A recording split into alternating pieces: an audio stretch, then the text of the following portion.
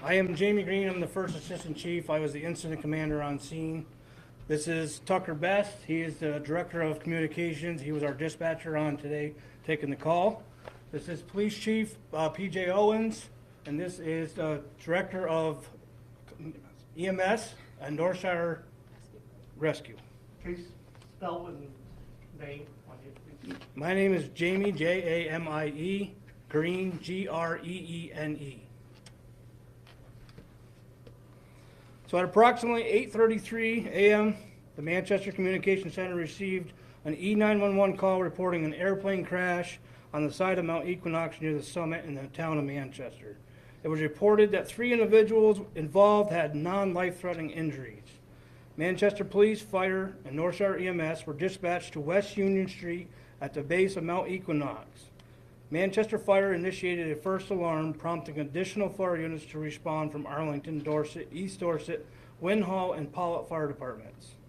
A request was immediately made to the New York State Police Aviation Unit and New York State Rangers for a helicopter with a winch. A medevac helicopter from Dartmouth Hitchcock was also requested. Winhall Police Department and the Bennington County Sheriff's Department responded to the scene, each providing a dispatcher to assist at the Manchester Communication Center. Vermont Fish and Wildlife and Vermont State Police also assisted on the scene.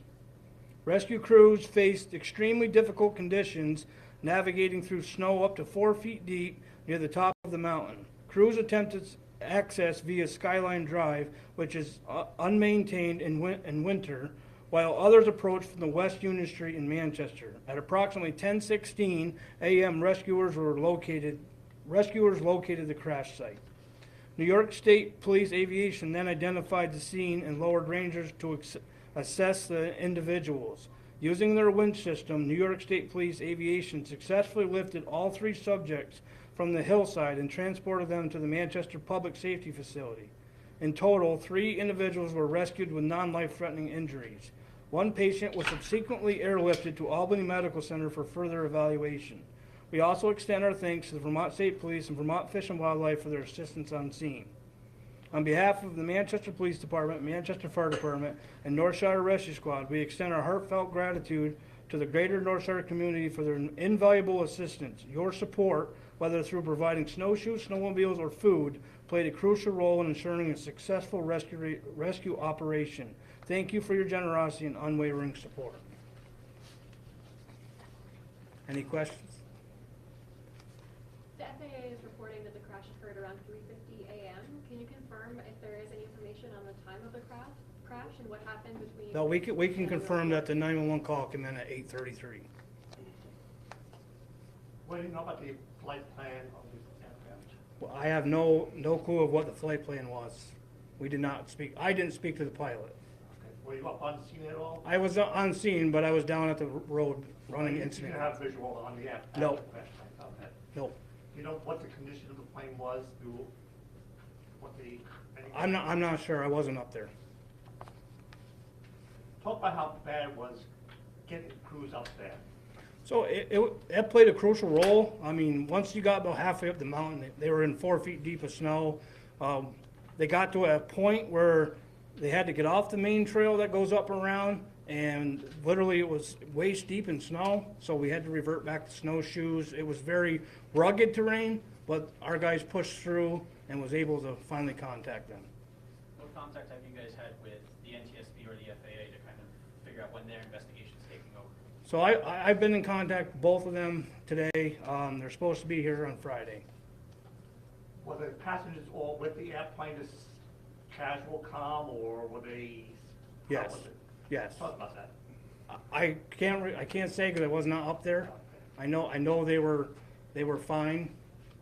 How they, who called 911? Did they call 911? The pilot called 911. Do we have any kind of idea on the cause of this crash this night? At this time, no. Are you IDing the passengers or pilot or anything at this time? Not at this time. I don't have no names.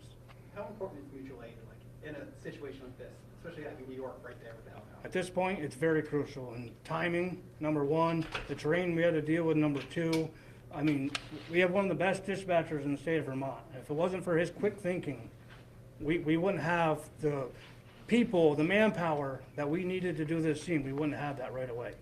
I know that Manchester Dispatch used the app, What Three Words, previously. Was that used in this rescue as well? No, it was not. What was the nature of the injuries sustained? I do not know that at this time. Has Manchester Safety ever had to deal with a situation like this before?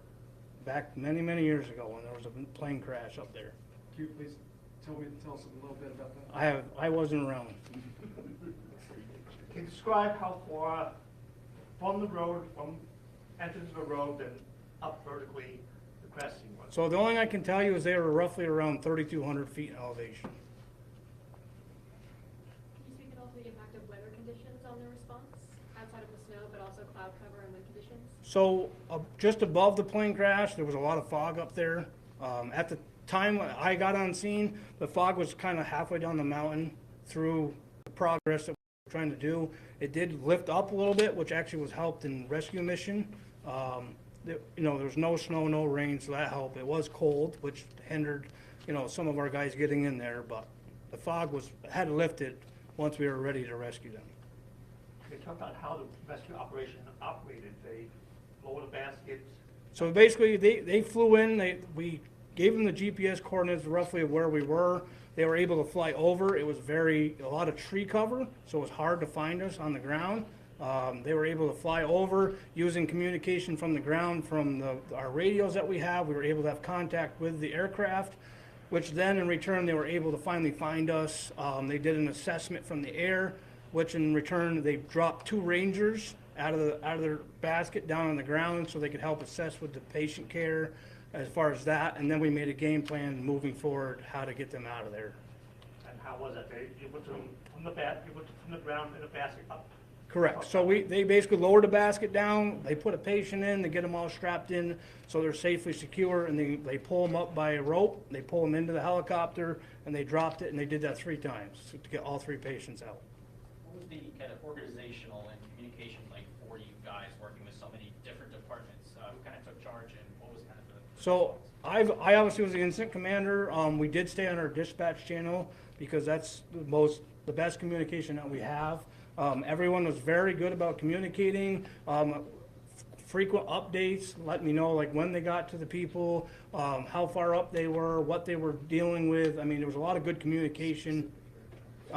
Specific times, the aircraft that we were talking to said it was one of the best communication aspects that they dealt with. Given the nature of this crash, how fortunate is it that it was, non-life-threatening injuries to all of them? And I guess, what kind of factors may have led to it being non-life-threatening? There was a lot of factors. I mean, obviously the snow helped cushion the fall. He was able to guide, from what I could tell, he was able to guide through a couple of trees just perfectly. And the way that the fuselage went in, the snow really helped cushion everything. So without that snow, different result potentially? it could have been, absolutely. Chopper, one trip for 3 people or 3 people? So New York State actually brought 2 helicopters, one that did all the hoisting and lifting, and then another one as a person to oversee and watch and make sure, there's nothing would happen. They left all 3 at the same time, one after another, same helicopter? No, same helicopter lifted all 3 of them out And brought one them time? at one time. So they lifted one up, dropped the basket back down, lifted the second patient up, dropped it back down, lifted the 3rd patient up. Once they had all 3 secure in the helicopter, they then brought them back to the public safety facility where we had 2 Dartmouth helicopters standing by in case we needed to airlift more than one. One did get airlifted out of here. The other 2 were ground transport to local hospital. ABC News reported that the aircraft type was a Piper PA-28. Is that something you can confirm at this time? I cannot confirm that. What local resources will be dedicated to the recovery effort for the plane or the investigation? That I don't know. That's up to the FAA at this point, what they want to do. I know I have to meet them Friday and bring them up there so they can check the site. Will local resources or individuals be available to assist? We will have some local resources to help get them up there. How difficult will it be to get one of the planes down? Does that be your job or you have to have? No, that's not our job. That's up to the FAA and who sometimes they decide to leave them, sometimes they decide to pull them out. I don't know that. When can we expect that plane to be removed from the that site of the crash? I can't tell you that. I don't have that information. With first responders being staged near a trailhead as part of this rescue, were there any people out hiking near the crash site at all? So there was one person, when I got on scene, there was one person coming out. He did say he heard an airplane, he could not see it. I'm assuming it was in the fog, and he said that he heard it, and then he didn't hear it, and he thought he heard a loud noise, but he wasn't sure. What are the next steps that you guys are taking in this incident?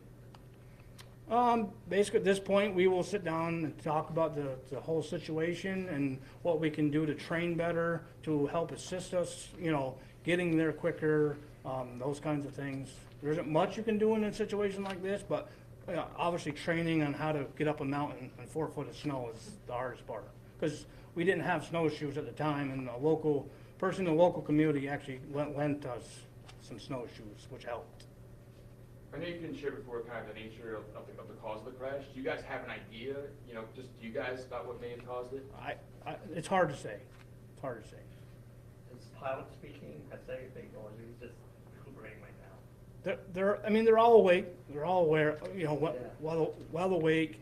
As far as the nature of their injuries, I don't know that. But are they, talking with FAA now, or? That I don't know. Okay. That I don't know.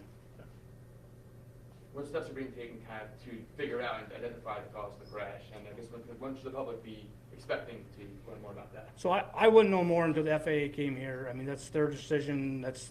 They have to look at the whole thing, and then they'll decide what they say happened and what didn't happen. So there was 3 passengers who were injured. What was the total amount of passengers, or was that the total? That was the total amount of passengers. Including the pilot? Yes. There was only 3 on board. 3 souls. Yep. You mentioned the FAA is arriving on Friday with other authorities. What will be happening in the meantime on Thursday and for the rest of today? Will there be any action? No, at this point, they're basically, because of inclement weather tomorrow, they wanted to come tomorrow, but they can't because of inclement weather, so they'll be here Friday morning. Coming from Portland or DC? Portland. The NGCB is from Washington, D.C. The FAA is coming from Portland. Was it Matthew Hawley you're in contact with? I don't remember his name. I talked to so many people. I bet you did. Any estimation on how many people responded to the crash? I don't know the exact number, but I'm going to say roughly 100 probably.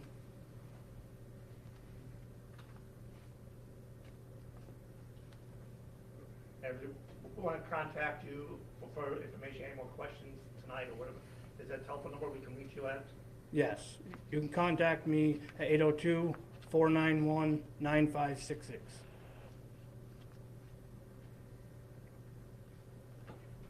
Thank you. Thank you very much. Thank you for your time.